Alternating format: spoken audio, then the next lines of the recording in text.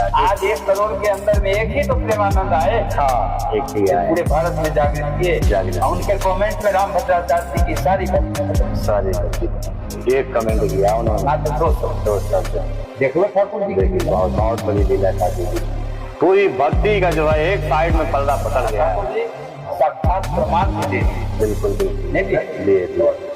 कोई उनको कुछ बिगाड़ सकता ना ना, कोई कुछ नहीं। प्रेमानंद जी न किसी आश्रम के महंत बने, प्रेमानंद जी न किसी महंत बने, प्रेमानंद जी न कहीं जगत गुरु बने, तो सिर्फ नाम जाप, नाम जाप किया, नाम जाप से 56 साल की उम्र में 13 साल की उम्र उनको राधा रानी की कृपा हो गई। पूरे विश्व को अपने चरणों में झुका दिया। वो कहीं नहीं गए, देश विदेश जाने के भक्ति उससे नहीं करते हैं।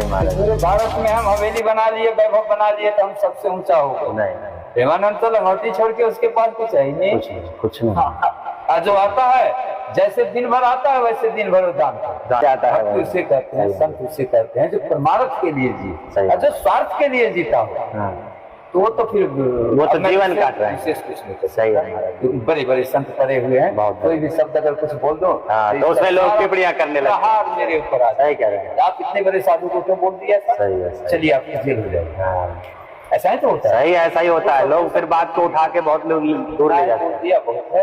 और मैं यही कहूंगा सारे भक्तों से, देखो अब तो सच्चाई सामने आ गई, अब तो कम से कम नाम जाप करो, और माता पिता की सेवा करो, गौ की सेवा करो, जीवन में कल्याण करो और मुक्ति पाओ। इसके अलावा तुम्हारा दूसरा कोई उपाय नहीं है जो तुम्हें कोई मुक्त कर दे और तुम्हें कोई भजन दे दे।